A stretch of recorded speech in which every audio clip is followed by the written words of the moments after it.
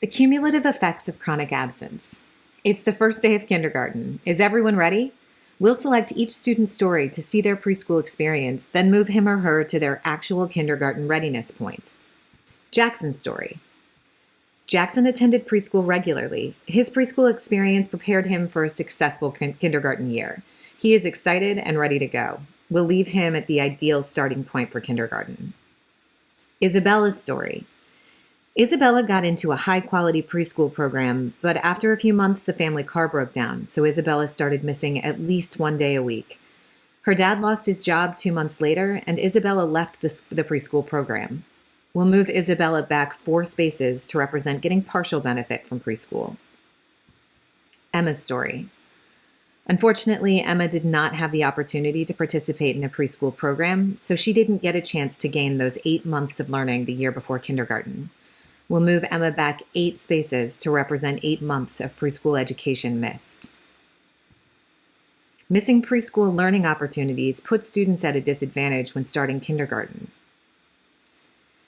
Each student had an equally high-quality kindergarten teacher. We'll move each student ahead 8 spaces to represent the potential 8 months of learning. That's right, each student has the potential to attend and advance over the 8 months in the school year. Now we'll select each student's story to see their actual progress over the kindergarten year, then move them to their actual growth location. Jackson's kindergarten experience prepared him for a successful first grade year. He attended kindergarten regularly and is excited and ready for first grade. He can stay right where he is.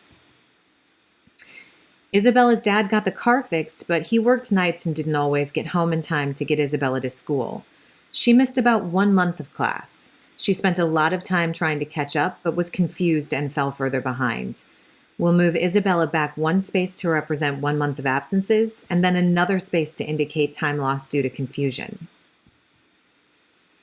This was Emma's first time away from family. She was so anxious that she often had stomach aches, so her family kept her home a lot, a total of 2 months. When she returned, she felt lost and left out. We'll move Emma back 2 spaces to represent 2 months of missed class, and then another 2 spaces to represent the time she didn't understand what was going on. Missing learning opportunities in kindergarten put students at a disadvantage when starting first grade. Each student has a wonderful first grade teacher and the potential for a year full of learning. We'll move each student forward 8 spaces to represent 8 months of learning in first grade. That's right, each student has the potential to attend and advance over the 8 months in the school year. Now we'll select each student's story to see their actual progress over the first grade year. Then we'll move them to their actual progress point. Jackson's attendance pattern continues, and he has a full year of first grade learning. He can stay right where he is.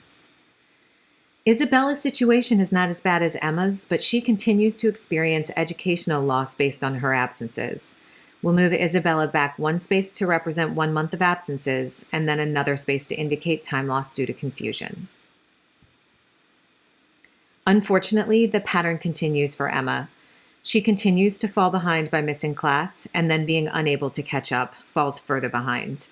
Move Emma back 2 spaces to represent 2 months of missed class, and then another 2 spaces to represent 2 months where she wasn't sure what was going on in class. Missing learning opportunities in first grade puts students at a disadvantage when starting second grade. If this pattern continues into second and third grade, who will be reading by the end of third grade? We'll select play to see the gap in achievement created by chronic absence.